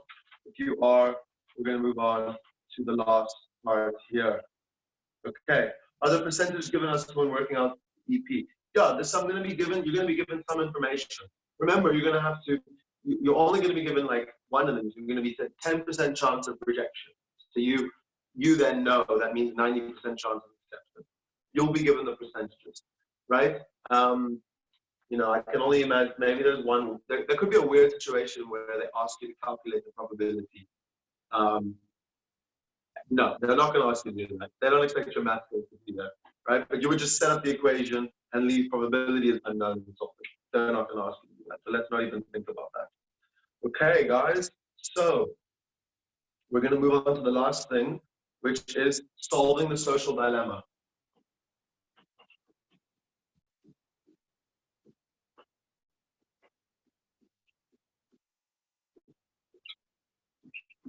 Okay, so we've already actually discussed solving the social dilemma in a few places. All right. So one of them, solving. So what is the social dilemma? Okay. So I think it's written into your notes somewhere. There's the social dilemma. Okay. No. So the social dilemma, right, is not actually in your.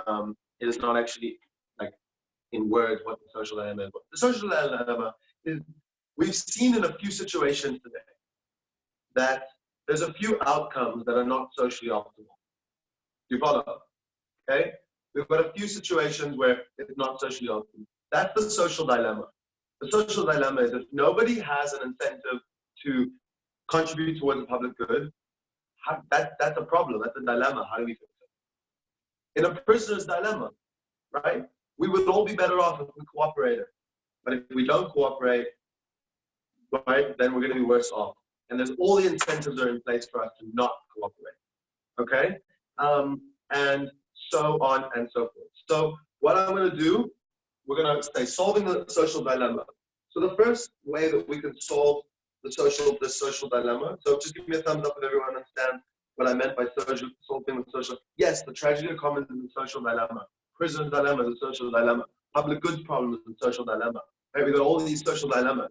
Social dilemma is always where your Nash equilibrium is not your socially optimal equilibrium. Okay? Then if that's the situation, you have a social dilemma. Actually, the first time I ever thought of that. Right? Nash equilibrium is not socially optimal. A nice way of saying it. Okay? So how do we solve the social dilemma where the Nash equilibrium is not socially optimal? Well, the first thing we can do, we've already spoken about it, is we can allow for repetition. Because when there's repetition, the calculations change. You guys don't need to do the calculation. I'm just talking about the mental calculations that people do, right? If someone turns around to you, if you've got repetition, you're not just going to be thinking about your immediate payoff. You're going to be thinking about the effect that this is going to have on future payoffs, okay? So if I know that there's going to be repetition in this game, I might change the situation and say, you know what, I'm going to do what's best for everyone. Because if I don't do what's best for everyone, they're going to punish me, right? Does everyone understand? So if we allow for repetition, okay, we might start to care about reputation, okay? Enables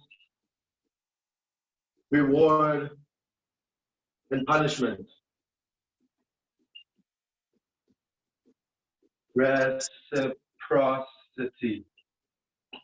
Okay, cool. The second thing is to, right, change the institutions governing the game.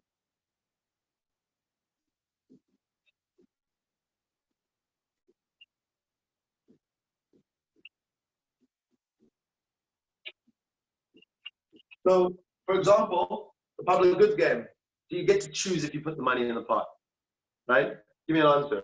In reality, in real life, in the pot, the government, the pot that we put into the government, do we get to choose?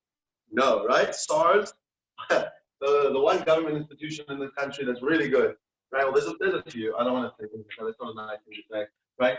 We're not all bad. Like, we actually have a lot of good that people don't realize. But one of our best public institutions in this country is SARS. Okay, they're considered like a highly efficient tax collector. So they're gonna get your money. You don't get to choose. So changing institutions governing the game, right? Introducing government into the situation and saying there isn't actually choice that we have. And then the third one, and so we're not finished yet, guys. We do have one more example to work through, right? The third one is to have cooperation, right? Cooperation. Cooperation is a way that we can solve the social dilemma, but it's not always stable. So we looked at that in the prisoner's dilemma. They could have agreed to keep prices high. That would be a form of cooperation, right? They agree to keep prices high. But remember, it's not always stable. It's not always stable because, hey, the one guy might just decide, you know what, I'm gonna step out of this. And it's only stable if he has every reason to stay. If he has good reasons to quit, then we see that that's gonna be a situation on that. But examples of cooperation, just to give an example, right, is, I don't know if you guys remember, there was the bread price fixing that we had in this country years ago, right, where the bread companies came together and they agreed to fix the price of bread high. So they pushed the price of bread high. Now, they did it for some time, and in the end, they all made a lot more money out of it. So that was, from a business perspective, good cooperation. Bad for us, but good for them. Okay, so they cooperated, but they always had an incentive to change that. Right? Blue Ribbon might have turned around and said, you know what? Let these guys keep the price high. I'm going to push my price down, and sure, everyone's going to buy my bread. Okay, so it wasn't stable, but it's possible. It is possible for you guys for them to come together, and maybe they introduce reward and punishment. If they do that, though, it changes the numbers. It says, if you cheat, we're going to punish you. And that changes the numbers completely. Okay? And that's what I said up here. If you guys don't even know. So cooperation is the way to do it. And then the final thing, right? The final thing, how else can we care about change our social dilemma? Okay? Anyone got an idea of why we might just decide, why would we just decide to do what is better? Can anyone say the semi-obvious? Why would we do what's best for society? Anyone? Why would we do what's best for society?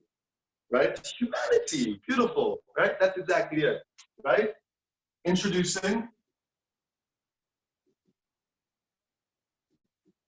social preferences.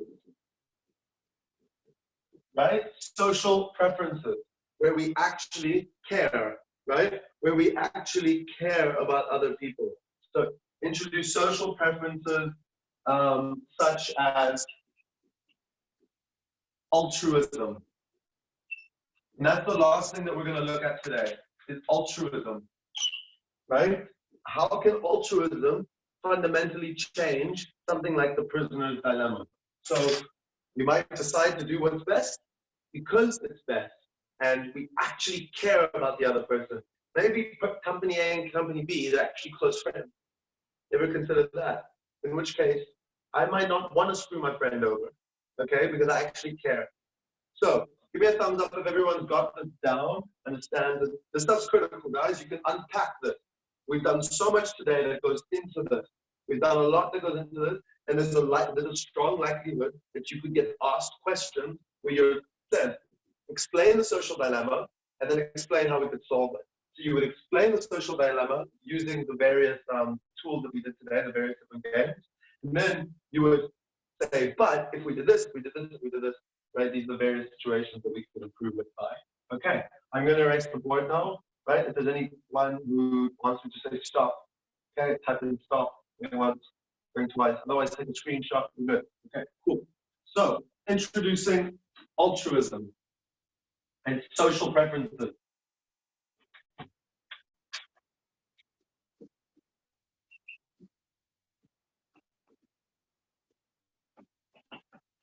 Altruism. Okay, sweet. So finally, to do this, and this is a part that I find extremely interesting, because before the introduction of this core textbook, which was last year, they didn't actually do this, right? We just always assumed that economic agents are purely selfish, right? And it was very interesting to then have a whole economic analysis of not being selfish. So I just always thought that's really cool. Maybe you can enjoy it too. Right, so now let's say, how are we going to do this? So we can model it using indifference curves, right? We can understand this using indifference curves. So what we're going to do is we're going to put the indifference curves, right, of A and of A. Sorry, so to set up, looking at A and B payoffs, but so what are we doing? We're looking at A and B's payoffs from A's perspective. Okay, we're going to look at A and B payoffs from A perspective, and we're going to consider two situations, three situations. A can be purely selfish, purely altruistic,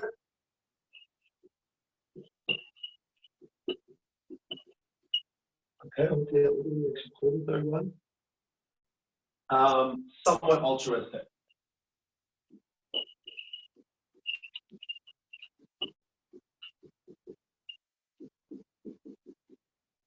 Okay, so we see that A can be purely selfish, purely altruistic, or somewhat altruistic, and we're going to look at the various possible situations. Okay, so we're going to look at the first one, which is pure selfish. If I put A here and B here, what do you guys think the shape of A's indifference curves will be? Come, give me some answers. I want you guys to think, so if A is purely selfish, right? If A is purely selfish, then what does A consider? A only considers A's payoff. So this is A's payoff and this is B's payoff. Okay? So how would you move from one indifference to another, indifference curve to another? An increase in A or an increase in B? Guys? An increase in A or an increase in B? An increase in A. Fantastic. So would that mean that for every level of A, I don't care what B gets? That's IC1. IC2. IC3. It's saying, I don't care what B gets. I don't care what B gets. I only care about what I get. And the only way I can jump from one indifference curve to the other is by increasing my payoff. Okay? Guys, are we cool with that? Let me know if you're cool with that. Give me some thumbs. Give me some thumbs. Cool. Pure altruistic. Okay, very unrealistic. This is actually kind of realistic. If you get some people who are just purely selfish, you don't get a lot of people in this world who are purely altruistic. Purely altruistic means you only care about other people. You'll do everything. You'll sacrifice yourself for the greater humanity. And specifically in my example here, I'm willing to sacrifice for B. So I think you guys are probably already starting to see it's going to be vertical now because you only care about B. You don't care about yourself. So, right, whatever B has, that determines my utility amount. And I'm indifferent between all of these points. I have indifference, right? Indifference. Indifference. Okay? So, sorry they're a bit tilted, but they're supposed to be horizontal. So, that's the scenario that we find ourselves in with pure selfish, pure altruism. Finally, somewhat altruistic is going to be like a good old normal indifference curve. Okay?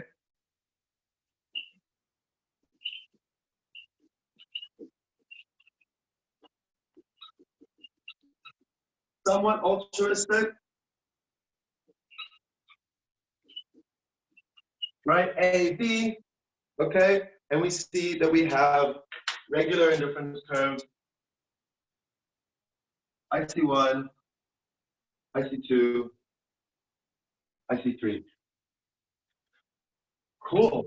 Do we understand the indifference curves? Give me a thumbs up if you follow the indifference curves. Okay? Give me a thumbs up if you follow the indifference curves. Great. So I'm going to draw now an example. So example, A has pizza, can share with B. Or not. Okay? So A has pizza. Okay? We're going to say A has pizza, 8 slices, and can share. Right? Or not. Can share some or whatever. You guys are going to see what I mean. So A, B. I've got 8 pizza slices. That's the maximum I can have. And that's the maximum that B can have. And everything in between. Okay, so you can see the slope is 1. Okay, so there was a question about, so with pure altruistic, which IC would A prefer? Further out, I see 1, I see 2, I see 3. We're not thinking about B, hey? We don't know what B's preferences are. Maybe B is pure altruistic too. Okay, so don't say that we know what B would assume. We don't know what B would want, because B could have any outcome. B could care more about A than B himself. So if A is pure altruistic, the only way I can get more utility is by giving it to B. Okay? You understand that? It's because I only care about B. I don't care about myself. Okay, so A only measures B's outcomes. Cool. Thank you. So in the example, A has pizza and can share or not. So A is deciding, right? A is deciding, should I share or should I not? Now, if A is purely selfish, so pure selfish, then we see that that's my equilibrium. A gets 8, B gets 0. Okay? I'm drawing 3 different indifference curves here, so it can't be all 3, it's only 1, right? But it's just the 3 scenarios. If purely selfish, if purely altruistic,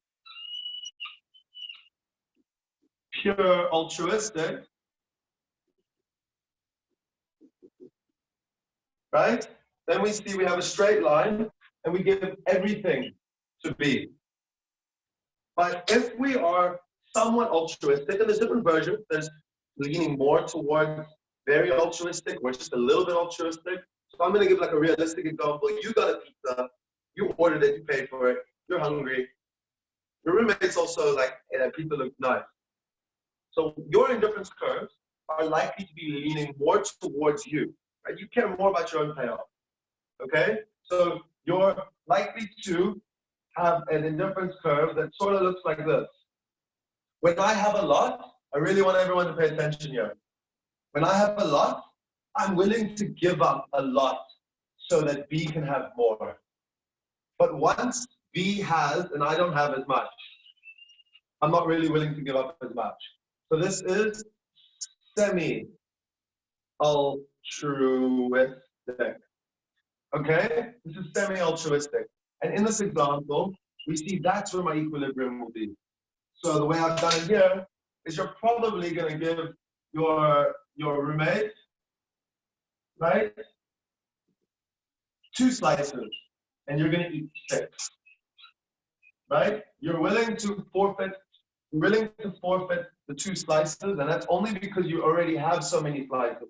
So when you had 10 slices, you would have been willing to give up. You would have been willing to give up a bunch of slices just to give your friend 1 slice, right? But as soon as we start to get down here, right, I don't really care so much about my friend anymore, right? So I'm going to be more altruistic when I've got more, and I'm going to be less altruistic when I've got less. Does everyone understand these graphs? Please give me a thumbs if we follow. Give me a thumbs if we follow. Okay, sweet. So we're going to finish this off with the final example of the day. We're going to go back to where we started the entire day with, and that is the prisoner's dilemma. Okay? So we're going to go back to our prisoner's dilemma, but now we're going to look at it from a different perspective. Okay? We're now going to look at it from a different perspective. So while you're busy writing this, if you want, with the questions, yeah, the question's going to give you all the information you need. Don't worry, guys. They're not going to expect you to suck it out of your thumb. They're always going to give you some information that tells you. They might show you the graph and ask you, is the person selfish or altruistic? Or they might do it the other way around. Okay? So you're always going to have to connect two dots. Right. So going back to the original thing. So what are we doing? We're solving social dilemma of prisoners dilemma with semi-altruism. And we do semi-altruism because I think it's the most realistic, right? It's the most realistic. We're all semi-altruistic. We're not purely altruistic. Okay? You know, you don't go and take all the food out of your fridge and go and hand it out to the homeless people, even though they're really hungry and you don't really need that extra thing in your fridge, right? You could forfeit it and you can give it to someone else. But we don't. But you do some. I'm not saying you don't do anything. Maybe a lot of us do quite a lot, right? And that's because we have some altruism. So we don't just donate everything to everyone, but we do something. Now, let's set up this problem that we had earlier, okay? So let's say A and B. Now, A and B are two struggling students who are competing, right? They're competing with one another as other tutors. A funny example, right? So they're competing with each other, right? But they are friends, let's say. Or at least they even know each other. They don't even have to be friends. Anyway, so we've got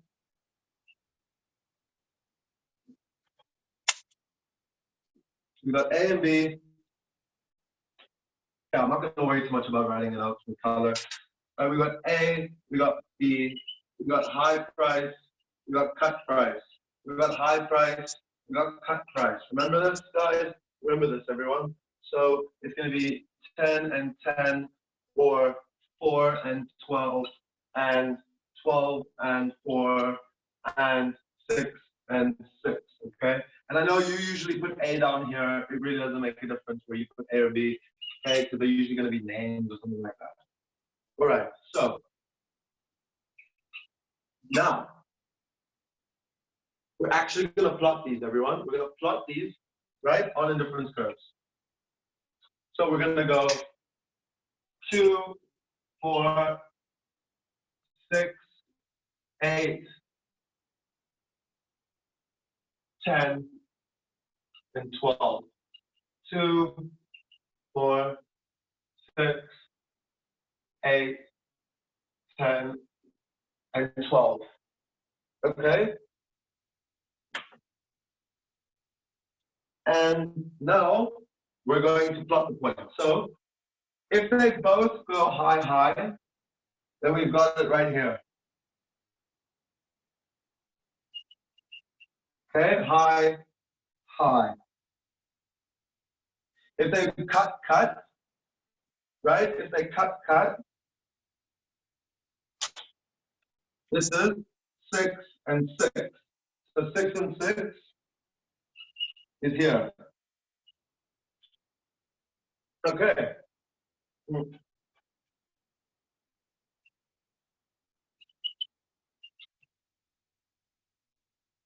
Okay, 12 and 4.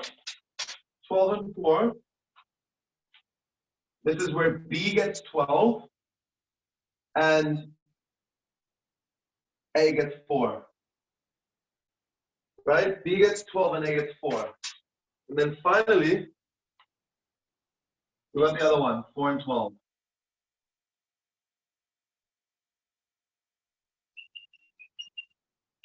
Now this is where things are going to get really interesting. So work with me. Everyone with me? Thumbs up?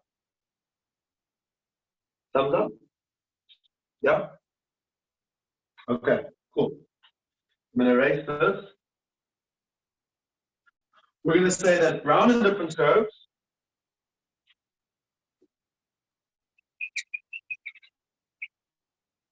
are semi-altruistic. And we're going to say purple are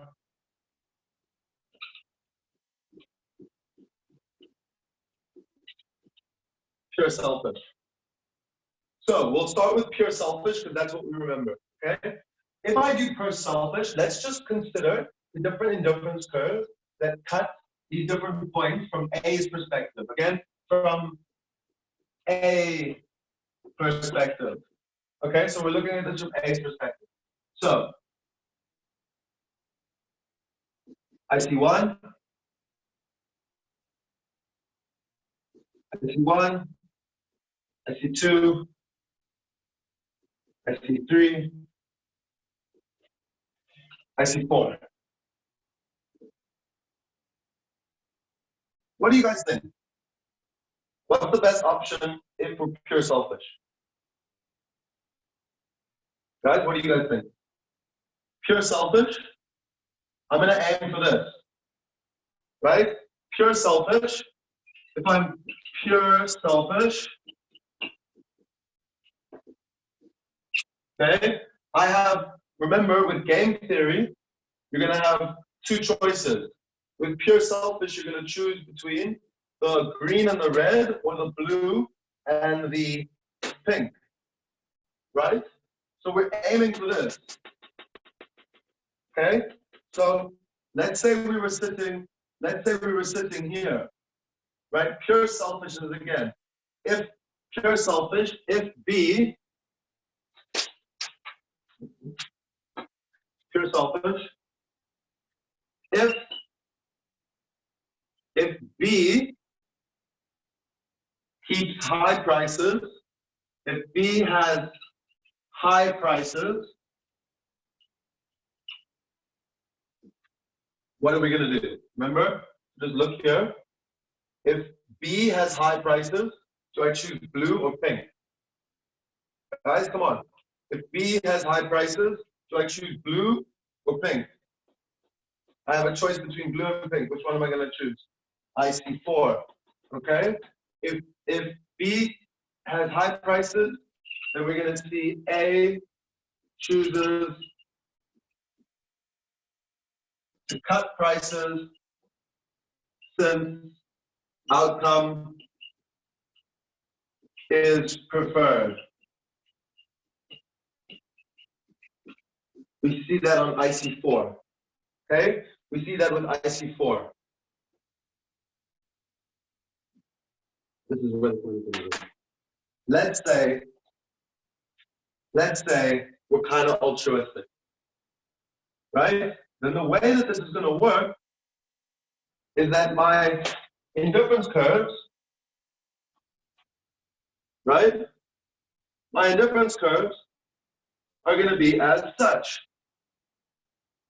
This might be my IC1. This is going to be IC2. Right? Wait, hold on. Control, yeah.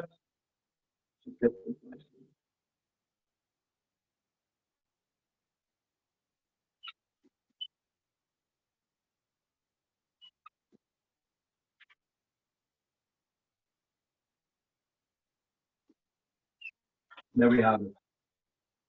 Okay, we've drawn these indifference curves. IC1, IC2, IC3, and IC4. Okay, IC1, 2, 3, and 4. Okay, we're drawing pure selfish because we put A here. So thank you for asking that question. Pure selfish and pure altruistic doesn't automatically mean vertical or horizontal. It's relating to the payoff. So I've got A on my horizontal axis, which means if I'm purely selfish, I only care about myself, right? That was the reason why they're vertical now. Okay, are you happy with the answer? Remember, vertical and horizontal it's not a rule. It depends on where we're sitting. Okay, and now, again, if we're semi-altruistic,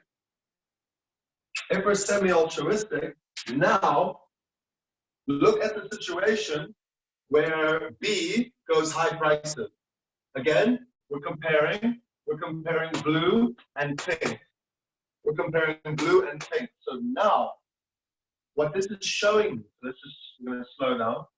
What this is showing is that because I care about this other person B, sitting at the blue point will result in higher utility for me than sitting at the pink point. Because I will gain utility out of the fact that B had something. So I can see here that being at this point, I'm going to maximize my utility, right? So in this case, right, if B has high prices, right, then A chooses high prices. Since